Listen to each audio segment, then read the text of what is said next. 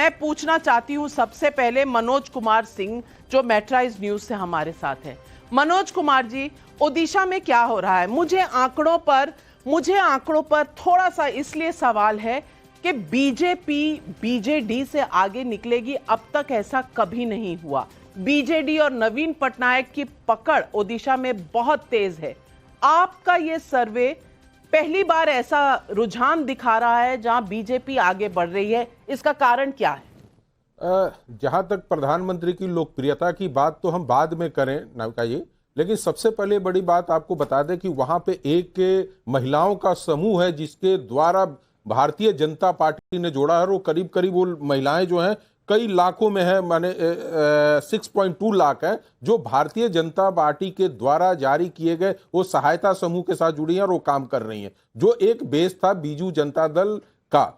दूसरी सबसे बड़ी बात है कि वहां पे आप जब आम आदमी के बीच में जाएंगे और पूछेंगे कि भाई राज्य द्वारा जो आपको सहायता दी जा रही है उससे आप कितना संतुष्ट हैं, तो वो बड़े समूह कहेंगे कि हमें तो कोई राज्य सरकार के द्वारा किसी तरह की सहायता मिल नहीं रही है। और जहां तक केंद्र की जहां आता है, राशन की बात कर लीजिए, नल की बात कर लीजिए, जितनी योजनाएं हैं इनकी, चूल्हे की उज्ज्वला योजना बात कर लीजिए, तो उनको साफ होते हैं कि प्रधानमंत्री ने जितनी योजनाएं लेकर आई हैं उनका सीधा सीधा हमें लाभ मिल रहा है और लोगों के बीच। तो महिला वोट आप कह रहे हैं, इसी में अगर मैं जोड़ दूं, अगर जम्मू कश्मीर का डेटा भी, तो 5 सीटें हैं जम्मू कश्मीर में, लद्दाख में 1 चली गई, बीजेपी को 2, कांग्रेस को 1, नेशनल कॉन्फ्रेंस को 2, पीडीपी को 0, अन्य को 0। तो ये जम्मू कश्मीर के भी आंकड़े आपके स्क्रीन पर आ गए हैं। और टोटल जितने राज्य हमने देखे हैं अब तक, उसमें ऊपर की तरफ अगर आप देखें तो 128 में से 82 सीट एनडीए को, 9 सीटें इंडिया गठबंधन को, अन्य को 37 सीटें। और पूछना चाहती हूं मैं लोकेश जिंदल जी आपसे, ये आज प्रधानमंत्री जी ने तो कहा था कि ऐसा स्टार्टअप है, ऐसा लॉन्चिंग पैड है कि लॉन्च ही नहीं हो पा रहा। क्या ये सही नजारा दिख रहा है? क्योंकि स्क्रीन पर जो नंबर है वहां पर कोई खास कांग्रेस के लिए तो कुछ नजर नहीं आ रहा। नमस्कार नाविका जी, हमने देखा है कैसे कई स्टार्टअप्स ने कुछ ऐसी इस्टेब्लिश्ड कंपनियों को पीछे कर दिया कि जिन्होंने अंदाजा भी नहीं लगाया था। और हम अभी भी वर्तमान में अगर हम देखते हैं तो कुल 273 ऐसी सीटें हैं जिनमें भाजपा को बहुत मुश्किल होने वाली है। भले तमिलनाडु, केरल, कर्नाटका, तेलंगाना, आंध्रा, उड़ीसा, अब तो महाराष्ट्र के अंदर जहां पे मराठा आरक्षण को लेकर भाजपा एक बहुत मुश्किल सिचुएशन में दिख रही है और ना तो उसके पास कोई हल है। उसके वादे और दावे दोनों पूरी तरह से मिथ्या साबित हुए हैं। पंजाब की मैं बात करता हूं, जम्मू कश्मीर की बात करता हूं, झारखंड की बात करता हूं, वेस्ट बंगाल की बात करता हूं, इवन नागालैंड, मणिपुर, अरुणाचल प्रदेश, मेघालय, असम, इन सभी राज्यों को अगर मैं मिलाकर इनकी सीट्स का गठजोड़ करता हूं, ये 273-280 सीटें कुल मिलाकर होती है।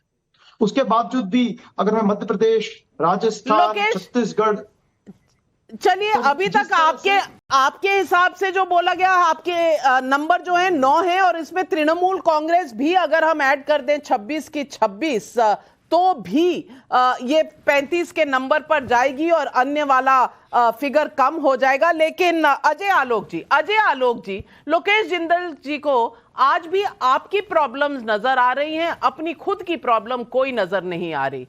अब क्या चुनाव ऐसे जीते जाएंगे जहां दूसरों के तो प्रॉब्लम्स नजर आ रही हैं, अपनी प्रॉब्लम्स का कोई अता पता नहीं? नहीं, लोकेश जी का धन्यवाद, उन्होंने हमारी इतनी सारी प्रॉब्लम्स बताई। सब प्रॉब्लम्स पे भी हम और रिसर्च कर लेंगे, क्योंकि जितने नंबर्स आपके कम आ रहे हैं, अभी 82 हैं, हम कोशिश करेंगे कि इसमें 110 तक पहुंच जाएं। लोकेश जी की बिल्कुल सारी समस्याओं पे हम गंभीरता से विचार करेंगे। देखिए नविका जी, फर्क इनमें और हम में यही है, ये हमारी लकीर छोटी करने पे ज़्यादा ध्यान दे रहे हैं और हम अपनी लकीर लंबी करने पे ज़्यादा ध्यान दे रहे हैं। ये नेगेटिविटी से भरे हुए, हम पॉजिटिविटी के साथ जा रहे हैं। तो देश तय करेगा ना कि पॉजिटिव नेतृत्व के साथ जाना है कि नेगेटिव नेतृत्व के साथ जाना है।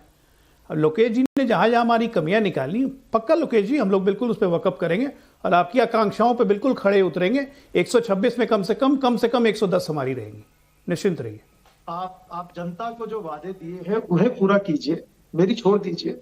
आपके वादे और दावे चलिए, अब तक पूरे खोखले जनता क्या कह रही है वो तो सबको नजर आ रहा है, सिवाय कांग्रेस पार्टी को, क्योंकि हमने इंडिया गठबंधन में आज तृणमूल कांग्रेस को भी नहीं डाला, क्योंकि ममता बनर्जी ने तो कह दिया है आपको 300 में से 40 सीटें भी नहीं मिलेंगी, तो हमने उनको अलग दिखाया है। लेकिन इससे पहले कि मैं अपने वरिष्ठ पत्रकार भाइयों और बहनों के पास जाऊं, अगले सवाल देखते हैं और ये है राजस्थान में। राजस्थान में नया मुख्यमंत्री चेहरा लोकसभा चुनाव में बीजेपी के लिए कितना असर डालेगा, ये सवाल हमने लोगों से पूछा। बहुत फायदा करेगा 16% लोग, कुछ हद तक फायदा करेगा 28% लोग मानते हैं, ना फायदा ना नुकसान 40%, और नुकसान करेगा 8% लोग, तय नहीं कर सकते 8% लोग। तो यानी कि कहीं ना कहीं कुछ फायदा हो सकता है इस बात का, 44% लोग तो कम से कम ये मानते हैं। अगला सवाल जो हमने पूछा, राजस्थान में लोकसभा चुनाव में किसकी कितनी सीटें आएंगी, तो ये सवाल जब पूछा तो 25 की 25 राजस्थान में। मुझे नहीं लगता किसी को कोई हैरानगी होगी, और कारण बहुत लोग बता रहे हैं, अंदर की गुटबाजी कांग्रेस में जो है वही सबसे बड़ा कारण है। मध्य प्रदेश की तरफ चलते हैं, जहां अभी हाल ही में विधानसभा के चुनाव बीजेपी ने जीते हैं। मध्य प्रदेश में नया सीएम चेहरा, इससे क्या फायदा हुआ बीजेपी को? 16% फायदा लोग कहते हैं बहुत फायदा, हद तक फायदा 22% लोग, ना फायदा ना नुकसान 34% लोग, नुकसान होगा 7%, अभी तय करना मुश्किल 21%। यानी कि मोदी के फेस पर यह चुनाव होना है लोकसभा का। मुख्यमंत्री कौन है शायद लोगों को इसमें बहुत ज्यादा रुचि नहीं है।